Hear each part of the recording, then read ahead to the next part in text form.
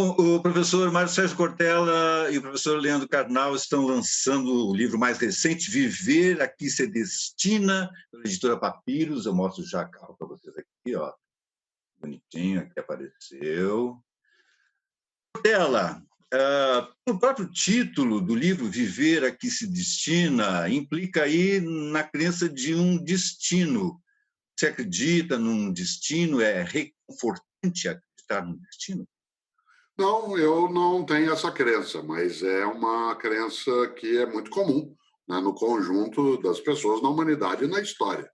A ideia de que haja algo já escrito, aquilo que seria uma sina, aquilo que se chamaria de um fado, né, e até no nosso idioma se usa, está fadado a algo, eu não tenho esse tipo de crença, nem no campo da religiosidade, né? No entanto, a noção de destino, de destinar, ela é muito comum, tanto na filosofia, quanto na teologia, quanto nas perspectivas históricas. O Karnal fala sempre sobre as concepções teleológicas, né? Sobre finalidade e caminho das coisas, e, ao mesmo tempo, quando a gente pensa na noção de viver a que se destina, é muito mais perguntar pela noção de destinar, né, como sentido da própria vida. E olhando sentido em duas acepções: sentido como significado e sentido como direção. Isto é, qual é a razão de existirmos e nos encaminhamos para onde e por quê. Poderíamos fazê-lo de outro modo, isso está em nossas mãos, temos a autoria de fato, né, das nossas vidas, ou as circunstâncias nos conduzem. É tudo isso que no livro, né, Karnal e eu refletimos, né, para exatamente trabalhar o que é que se destina, o que é que está pronto e o que não está. O Caetano cita naquela música cajuína, né? Existirmos, a que será que se destina? Por aí. Karnal, É, você cita os existencialistas, né? O existencialismo, onde se diz que os homens estariam condenados à liberdade, portanto, seriam responsáveis pelo sentido dado à própria existência. E você acha isso libertador. Por quê?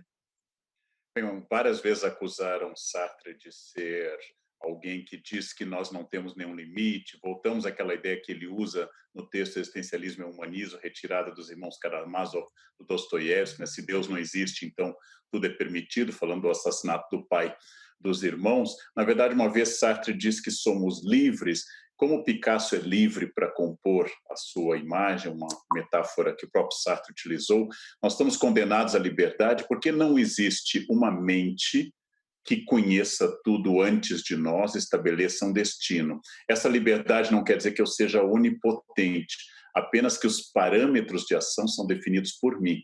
Então, eu, que não sou religioso, trabalho com essa liberdade dentro do que é humano, dentro do biológico. Naturalmente, eu não posso voar, eu não posso ser imortal, esse é um privilégio da Rainha Elizabeth II, que ninguém pode retirar dela, eu não posso mudar as coisas, mas dentro dos meus parâmetros humanos, eu estou condenado à liberdade. E aí vem essa questão de má fé, quando com frequência as pessoas atribuem a destino, maktub, estava escrito, é sina, eu sou signo de ar, eu sou signo de fogo, eu nasci no ano do cavalo, para tirar delas a responsabilidade diante da ação. Responsabilidade que envolve ética, tanto para Sartre como para um aparente inimigo teórico dele, que é Kant. Existe responsabilidade ética e moral nessa liberdade. A minha escolha compromete toda a humanidade, como lembra Sartre.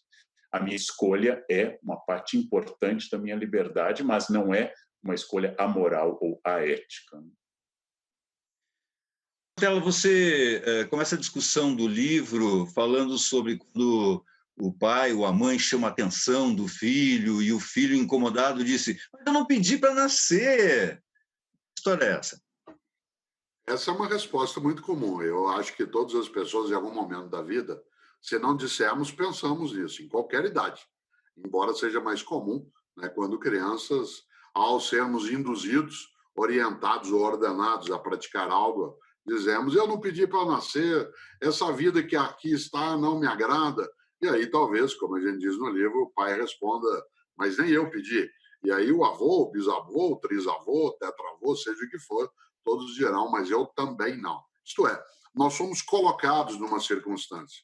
Quando eu falava, e depois o Karnal também, em relação à noção de liberdade, não é uma liberdade absoluta, isto é, há circunstâncias à nossa volta que constrangem, né, amarram as nossas escolhas, mas elas não amarram na totalidade. Nem é uma liberdade absoluta e nem é uma determinação absoluta. Isto é, há sempre a possibilidade de eu não poder fazer tudo o que quero, mas também nunca há a impossibilidade de fazer coisas que queira.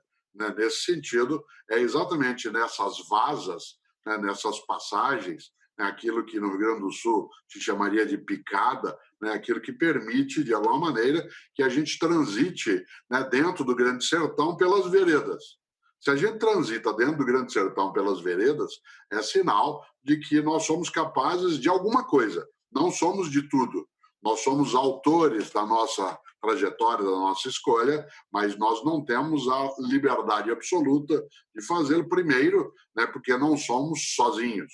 Segundo, porque a natureza tem caminhos que nós não escolhemos.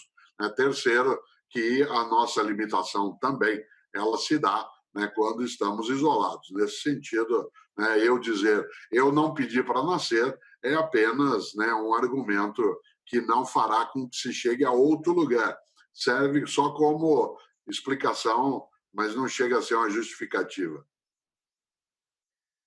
Leandro, você cita Sócrates ou algo que Sócrates teria dito, alguém teria dito que Sócrates disse? A pergunta sempre deveria ser mais interessante, mais instigante a resposta. Como o livro de vocês, o título é uma pergunta, isso quer dizer que as respostas podem ser múltiplas e cada um pode ter a sua resposta? Como é que é isso?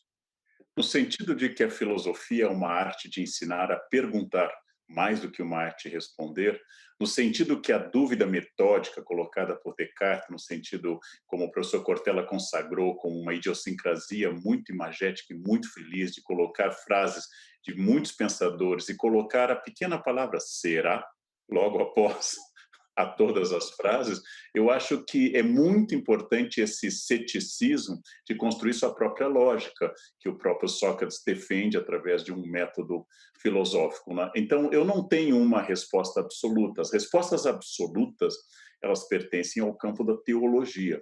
Elas pertencem ao campo da verdade revelada, e porque as coisas são assim, porque Deus a revelou assim. Isso não é ruim, mas é um campo distinto do que busca a ciência histórica, do que busca, por exemplo, a filosofia.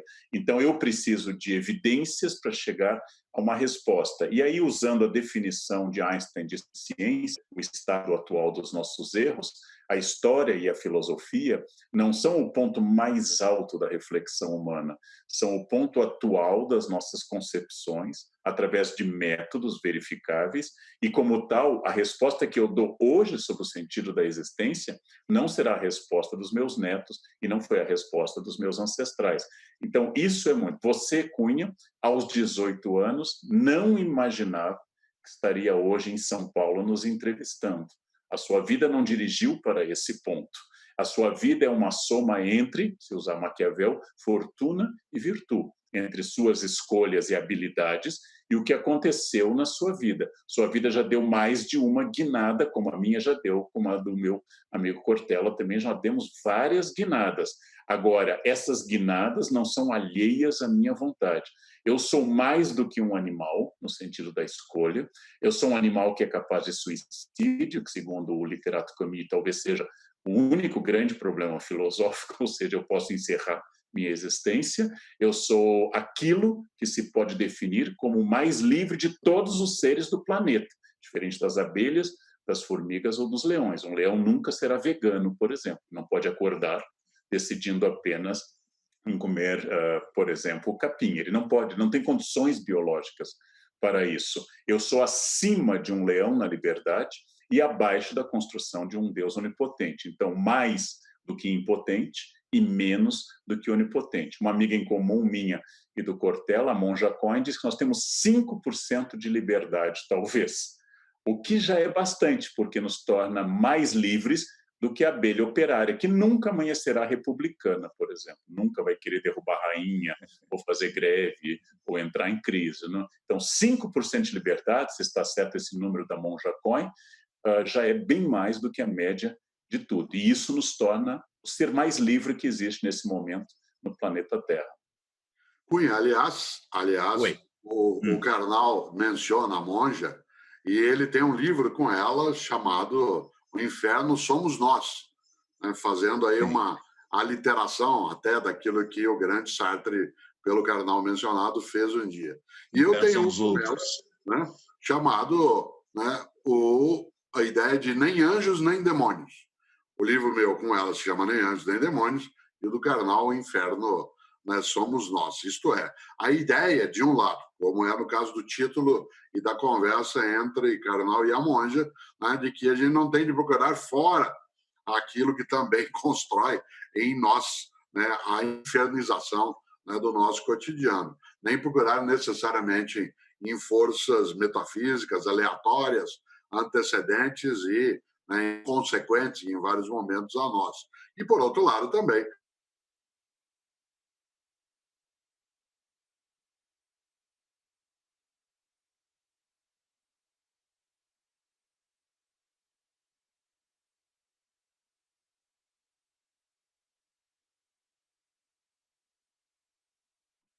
Sim. Aliás, Karnal, vocês escreveram... Aliás, esse livro é baseado numa conversa entre vocês dois. Eu nem sei como é que é. Quem é que escolhe a ideia do título, do que vocês vão conversar? Vocês escolhem entre vocês?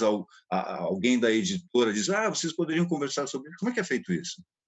Bem, primeiro nós temos um currículo e uma tradição, quer dizer, não nos convidam para falar de física quântica, ainda que hoje todas as pessoas falem de física quântica, é um tema universal hoje, mas sabendo dessa formação, editoras, como foi o caso da Papyrus, fazem essa proposta. E aí surge uma ideia nova. Hoje eu tenho vários livros que eu não escrevi, ou seja, livros que eu falei. São livros anotados a partir de um debate, no caso esse ocorrido em fevereiro de 2019, no meu escritório, sem nenhuma perspectiva de pandemia, ainda que todos tenham notado que o livro é profundamente profético, porque em vários momentos parece que nós estamos falando de situação de crise, de escolhas diante de tragédias e assim por diante. O livro é fruto de um encontro que pode ser de 1 ou 2 dias, em geral, já fizemos vários assim. Depois o texto é transcrito por uma pobre alma, e essa alma passa para a gente corrige, retira o excesso de coloquialismos, os os né, e assim por diante, e, por fim, mantém essa oralidade que é a marca desse texto. Por isso que esses textos são fáceis de serem lidos, porque eles têm o tom de um debate entre amigos ou de uma aula mais ou menos tranquila sobre um tema. Então, com isso, nós produzimos um livro que não é exatamente um livro pensado como livro escrito, mas como várias obras do passado, é a anotação de alguém sobre aquilo que foi dado e depois eliminado o excesso de oralidade. Ainda que eu acho que a fala, por exemplo, do Cortella já seja uma fala muito próxima do texto literário. O Cortella já nasceu editado, né? Ele já nasceu revisado. A grande questão, Carnal, é quem editou-me. Né? Essa é a conversa no livro. Fui editado, é DNA, existe uma força, né, que decidiu que seria desse modo, ou, como dizem alguns, às vezes atribuindo a Freud, biologia é destino.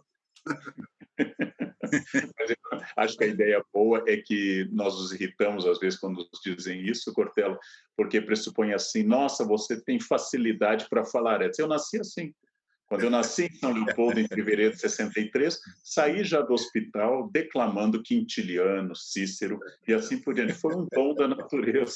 É porque as pessoas gostam de falar de dom, de jeito, de inclinação, de vocação, num sentido religioso. Vocação vem de vocare, ou seja, de chamado, e aí pressupõe isso. Um dia eu saí à rua e, pimba, eu passei a falar. E aí eles tiram todo o esforço que foi feito, os muitos anos de esforço, de livros, de aperfeiçoamento, de texto e de conhecimento. Quer dizer, isso é que eu não gosto também dessa noção de dom. Então, por isso que o Cortella falou, né? Não foi editado, ele se editou. Ô, Cunha, uma coisa boa nisso que Karnal fala é lembrar que você fez uma pergunta, como é que nós chegamos a nos juntar nisso? Né? O Karnal explicava como é que nós fizemos a elaboração do material em fevereiro de 2019 e depois durante o ano. O título final, ele apareceu depois de várias conversas, mas o tema é anterior a isso. Já há algum tempo, a editora Papiros houvera proposto que Karnal e eu fizéssemos um diálogo, porque numa coleção na qual está esse livro, né, chamado Sete Mares, tanto o Karnal tem vários livros, como eu também. Por exemplo, nessa coleção da editora Papiros, esse é o meu 13º livro. Né? Portanto, eu tive outros diálogos, né? Inclusive um que Karnal e eu estavam junto com o Luiz Felipe Pondé e o Gilberto de Menstein, chamado Verdades e Mentiras, Ética e Democracia no Brasil. Pondé, né, Karnal, o Clóvis de Barros Filho, a Monja, a gente já fez aí vários diálogos que auxiliam. Nesse, nós tínhamos guardado esse tema, né? O Karnal ia para pensarmos juntos um dia, e a editora acolheu, né, com alegria essa possibilidade, por conta até do nosso interesse, de ambos, né, em pensar nisso. A música cajuína, que você lembrou, ela foi a inspiração original do ponto de partida, porque sempre fica na nossa cabeça, para quem é da área de filosofia, de história, né, existimos a que será que se destina, né, especialmente quando a gente tem momentos variados de turbulências, dificuldades, como estamos vivendo e que, claro, vivemos o tempo todo. Né? Nessa direção, o título chega a viver a que se destina, inclusive, a partir daquela inspiração, mas buscando ir um pouco adiante do que a belíssima canção traduz. Essa é a razão da junção. Não foi destino, nós tínhamos combinado fazer, né, desse modo e assim funcionou. Não com tudo que a gente desejava, mas é que a gente podia. O resultado, né, está também aí na tua mão. Leandro, se vocês tivessem conversado, não lá em fevereiro de 2019, vocês tivessem feito essa conversa agora, em plena pandemia, você acha que haveria outras reflexões aconteceriam? Sem dúvida, eu já citei que gosto muito da ideia que Ortega y Gasset traz de Filipe II, eu sou eu e minhas circunstâncias, eu sou eu e minha fortuna. Eu acho que mesmo em relação a mim mesmo, usando um verso de Rimbaud, que eu adoro, eu é um outro, que é uma contradição bonita de termos, né? Eu é um outro, eu sou hoje uma pessoa diferente. Eu acho que as coisas mudaram rapidamente. Eu sou muito marcado pela ideia de Heráclito, que, de fato, a água que eu me banhei, ela é uma experiência única, e se eu correr para alcançá-la, ela já será outra, eu serei outro, e assim por diante. Eu acredito muito nessa ideia de mutação permanente, de mudança. Os livros que eu escrevo hoje não eram os que eu escrevi em 1995. Houve uma mudança muito grande. Não só porque eu li novas coisas, mas experimentei novas coisas. Agora, algumas das premissas, que é como eu teço a fortuna e a virtude, voltando a citar Maquiavel, entre o que eu controlo e o que eu não controlo, o grau de liberdade que eu tenho, que é abaixo da onipotência e é acima da impotência, acho que essas premissas demorarão mais algum tempo para mudar a esse respeito. Acho que elas precisam de mais tempo para poder apresentar uma diferença notável. Você é religioso, né? Eu sou alguém que tem uma religiosidade, sempre ative na minha formação, na minha trajetória. Originalmente, né, eu tenho uma conexão forte, né, com o mundo cristão católico romano, né, porque eu fui formado numa família com essa forma de prática. Eu vivi, enquanto fazia filosofia com 18, 19, 20, 21 anos, eu vivi dentro de uma clausura, num convento da Ordem Carmelitana Descalça, e tenho um vínculo também com isso. Eu fiquei 35 anos, né, como professor na Universidade Católica de São Paulo, uma boa parte desse tempo também, né, não só no doutorado em educação, mas também do Departamento de Teologia e Ciências da Religião. No entanto, quando alguém me pergunta assim, você é católico? Eu digo, não, poderia me dizer assim, porque isso soaria ofensivo a quem de fato é católico. Porque para eu me colocar como católico, por exemplo, eu teria que frequentar os cultos, passar por todos os sacramentos, estar no dia a dia conectado não só à ritualística, né, do mundo católico, como, acima de tudo, a todas as formas de crenças e dogmas que o catolicismo coloca. Eu já o fui, né? Mas eu não poderia me dizer hoje dessa forma, isto é, alguém católico, porque isso, como eu disse, soaria quase como, né, uma insolência a quem concretamente o é. Aí volta-se ao ponto: será que eu sou uma pessoa religiosa? Como religiosidade, sim. Como prática de uma religião específica, não. Né? Isto é, eu sou capaz de circular, né, em várias formas de prática de religiões, mas não necessariamente eu me declararia alguém que tem, né, uma religião. Religiosidade, isto é, imaginar, acreditar que a vida não é mera biologia, não é mera materialidade, de que ela tem a possibilidade, né, de se elevar nesse magnífico mistério, e que em relação à vida eu tenho de ter uma reverência, e a isso eu chamo de espiritualidade ou religiosidade, não tenha dúvida de que assim é para mim. Karnal, no livro você, deixa eu ver se eu acho aqui em algum lugar, eu anotei, será que eu perdi? Você teria dado quase que uma receita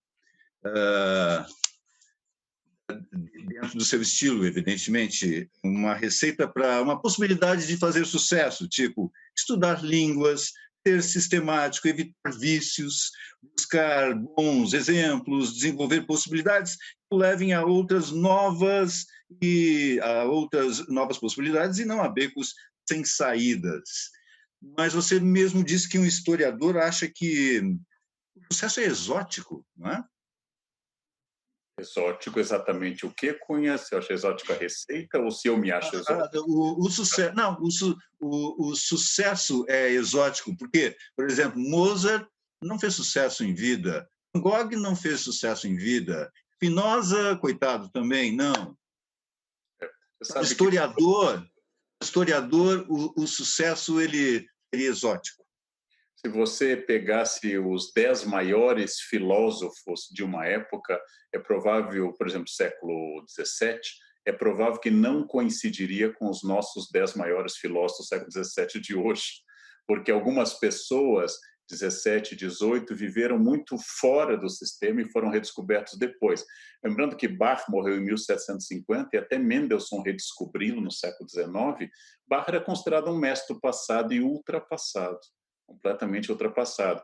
Um homem que nós, historiadores, lemos muito, que é Vico, morreu quase anônimo na sua carreira brilhante de pensamento. Outro que morou em porão a vida inteira, Spinoza, excomungado da sua sinagoga, hoje é considerado uma referência total. E talvez outros nomes que na época eram os próceres daquela ocasião, hoje são pouco lembrados. Então, o sucesso é tanto uma virtude do termômetro do momento, de uma estética e de uma gramática de consumo, como ela revela de outro momento. Da mesma forma que hoje nós veneramos Shakespeare, devemos lembrar que no século XVIII ele foi considerado vulgar. Voltaire diz tanto talento e nenhum jeito para organizar temas elevados. Outros críticos acharam Shakespeare um horror. A unanimidade não existe. Há pouco eu li, por exemplo, uma crítica devastadora de um homem que eu adoro, Guimarães Rosa, um homem que eu adoro, que é Machado de Assis. É uma crítica devastadora de Guimarães, lá em Hamburgo, onde ele exercia cargo diplomático, falando de Machado muito mal, ainda que reconhecendo a inteligência de Machado, né? Então, muita coisa muda com o tempo, né? E nós não podemos garantir que o sucesso seja permanente. Alguém fazer sucesso por séculos não quer dizer que vá fazer sucesso no futuro. E hoje, autores como Vermeer, que nós veneramos, ele foi redescoberto no 19 também e hoje alcança preços extraordinários. Lembrando que gente que não vendeu nada ou muito pouco, hoje vale uma fortuna. E outros que fizeram uma carreira estrondosa na sua época, hoje não valem nada. Isso nos dá esperança que algumas pessoas de fama de hoje desapareçam por completo no futuro. Aqueles que a gente não gosta, por exemplo, pelo menos tem a vingança da história. Como é que está sendo para vocês, pela primeira vez, estar lançando um livro e não ter contato nenhum com as pessoas, um contato físico, não é? As filas imensas nas livrarias. Como é que está sendo isso para vocês? Portela. É uma sensação inédita. A gente, evidentemente, apreciaria ter uma proximidade, né?